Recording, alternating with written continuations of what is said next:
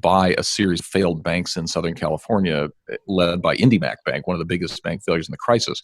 And if you wanted to see something that was broken, IndyMac was a great example of what was wrong with concentration risk in finance. So my point is, I had a whole series of experiences over a long period of time that told me there's something wrong with the system. Can't quite put my finger on it, but there's something wrong.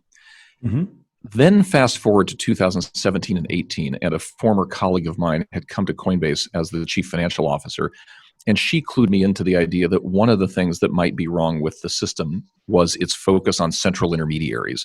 That when you concentrate all money flows through a small number of large banks, you get all kinds of risks created. First of all, you get the risk that they will choose not to bank the little guy. That's the problem of the small checking account balance that I learned at Appleseed. And then second, you'll get them chasing profits in a way that concentrates risk in a small number of institutions, which means that when they fail big.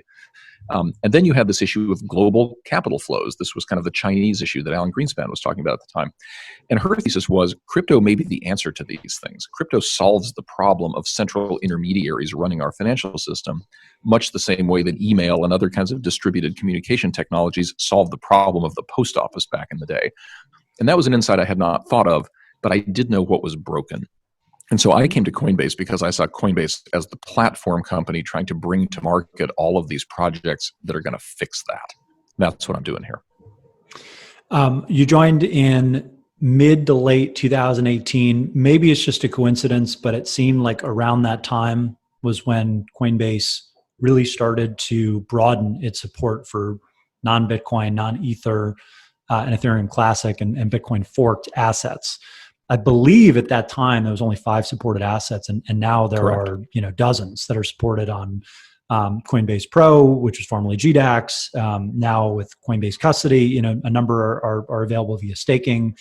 How much of a role did you play in coming up with the rubric to list all of these assets, and how much of this was Balaji kind of driving on the technical side? Or Brian, having a slight change in course, because for a very long time, Coinbase had basically just stuck to the blue chips.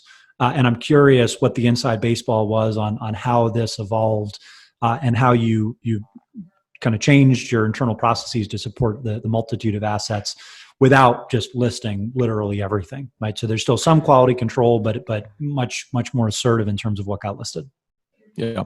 Well, look, Ryan, that's a great question. And, I'd love to take credit for all of that, but the old line that success has 1,000 fathers, whereas failure is an orphan. So, I think there was definitely a team effort. Might be too early to tell, but go on. Yeah. Well, if you think listing more assets is success, then we've succeeded. And if you think it's more than that, then I guess the jury's out. But the truth is, there was a confluence of events that happened at that time, and I think I played a role, but obviously not the only role in that. So, we had a belief that Coinbase's mission here was to be token agnostic. So obviously we have a lot of people here who do believe Bitcoin is a unique asset that has a unique ability to kind of decentralize and kind of remove the inflationary characteristics, among other things, of fiat currencies, to depoliticize money, if you will. So we do believe in Bitcoin. But we also see ourselves as, kind of the New York Stock Exchange of crypto. And if you think about the role of an exchange, it's to allow markets to decide which things are the most valuable. And so, comparing Bitcoin to Tezos is a little bit like comparing Ford Motor Company stock to Apple computer stock. I mean, they don't really have a lot to do with each other, but the market may want them both. And it's important that the capital markets make it possible for people to vote with their feet or with their pocketbook.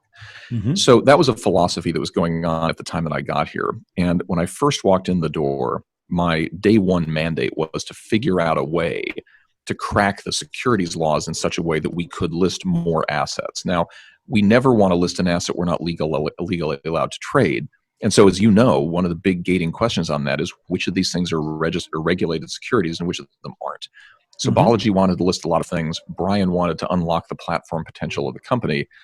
But as the gatekeeper of legal compliance, I had to figure out how do we separate the securities from the non-securities. And so we noodled on that for quite a little while when I first got here, but we came up with, if not absolute clarity, we came up with a scale that allows us to sort of say, hey, we kind of can tell that there's a group of tokens clustered over here that may not be exactly like Bitcoin, but they really don't look anything like an equity security. And then there's a group of tokens over here that more or less look like somebody's just selling equity in a going concern, and those things were not legally allowed to trade at the moment. So this became the genesis of what later was launched as the Crypto Rating Council, which is an industry-wide consortium that uses a framework to bucket these tokens into one of those two categories, or at least distribute them with what that is. We started using that framework, I would say 9 months or more before the Crypto Rating Council came into being. But the story of that is that we wanted to be a more relevant market participant. We saw some market share bleeding offshore because there wasn't a U.S. exchange to trade some of these things. And we were comfortable enough with compliance. We did carefully consult with government actors to make sure they knew what we were doing every step of the way, and I think that was part of our secret sauce.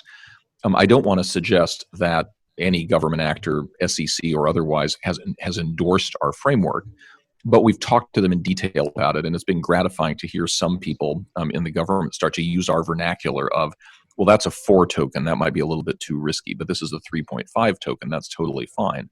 And that language has now, I think, started to get some traction in the industry. As soon as we saw that, obviously, our view was, look, this is Silicon Valley. We believe in open sourcing, so we don't need to own this process. It's probably better for the industry to have a common language for compliance.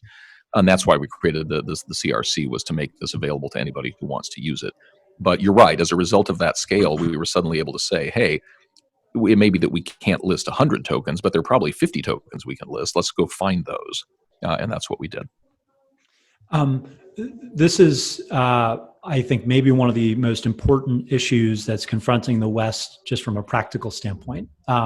Yes, even the best regulated, most polished entities would like to abide by existing law and regulatory structures, but there comes a point where you have to forge ahead and basically ask for forgiveness before permission, which is a really loaded phrase that I'm sure you might push back on when it comes to financial services. But you do have to toe the line and be much more assertive if the alternative is losing most of your market share to offshore entities.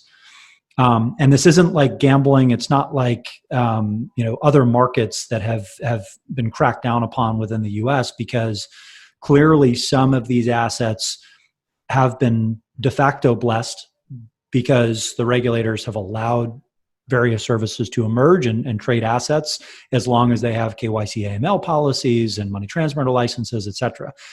The gray area is really what for a while was strangling U.S. companies and hurting U.S. market share. And this was the obvious issue with Poloniex as well, and how they slowly bled out was having to deal with some of these challenges.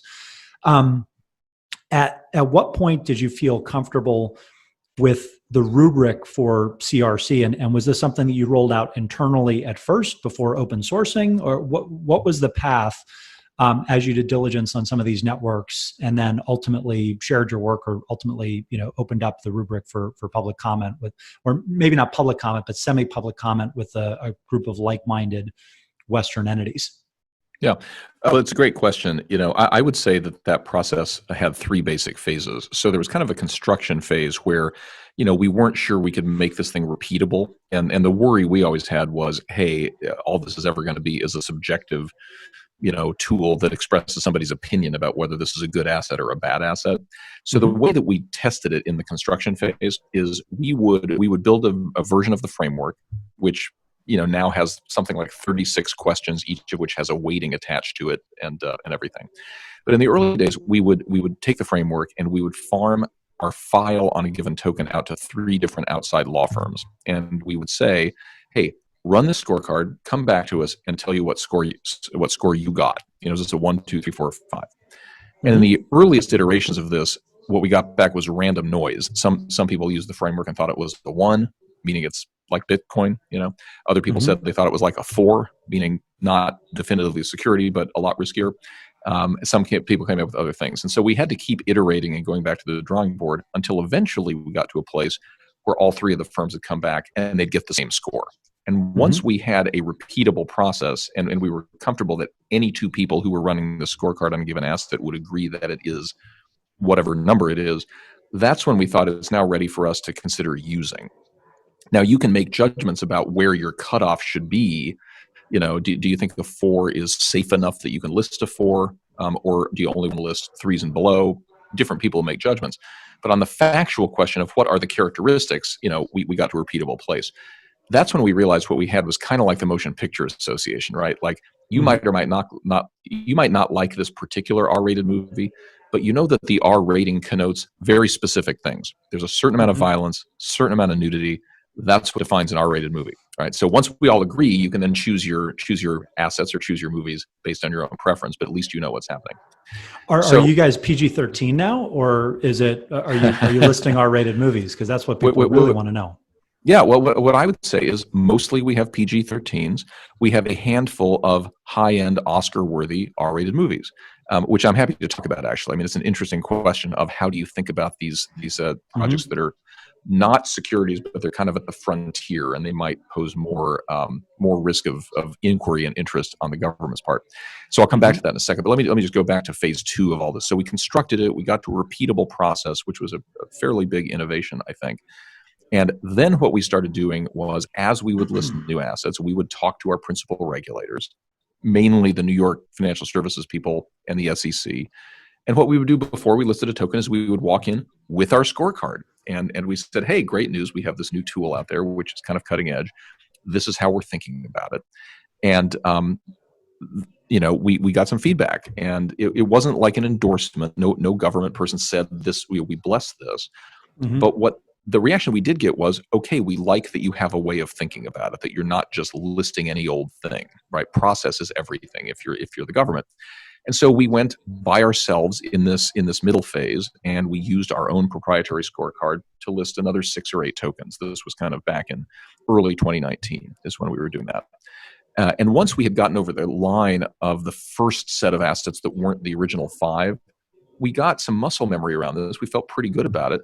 And then I was talking to Brian one day, and remember, I come out of financial services, not tech, so this open source idea is kind of a new idea to me. But Brian and the tech leadership of Coinbase are all about open source. That's what Silicon Valley is all about. And at some point, he and I were talking, and the question was, should we open this up to credible other players or not? And we decided that it's better for Coinbase that the crypto ecosystem flourish than it is for Coinbase to hoard its one good idea and use it as like a patented, technology. That's the way that markets develop. And so at that point, we reached out to the biggest U.S. exchanges and we invited them to join. We also reached out to some of the most important asset managers, custodians, people who have an interest in the ecosystem. We purposely didn't reach out to project developers because they're the ones getting rated. So there's a conflict of interest in that. But our feeling was, for the rest of us, we're like the movie theaters. We're not making the movies. We don't get to rate our own movies, but it is important that all the theaters signal to the world which ones are the PG-13s, which ones are the Rs. And that's kind of where we got to. And, I think... So too, if you take things like XRP, which we list, obviously, but when XRP did their MoneyGram deal and suddenly had real global distribution and a significantly different utility case than it might have, 2 years ago, say, that's relevant to our assessment of its utility. And so some of it's events driven. We may read something in the newspaper that will cause us to go back on a more urgent basis, and if not, we'll capture it as part of the periodic cycle.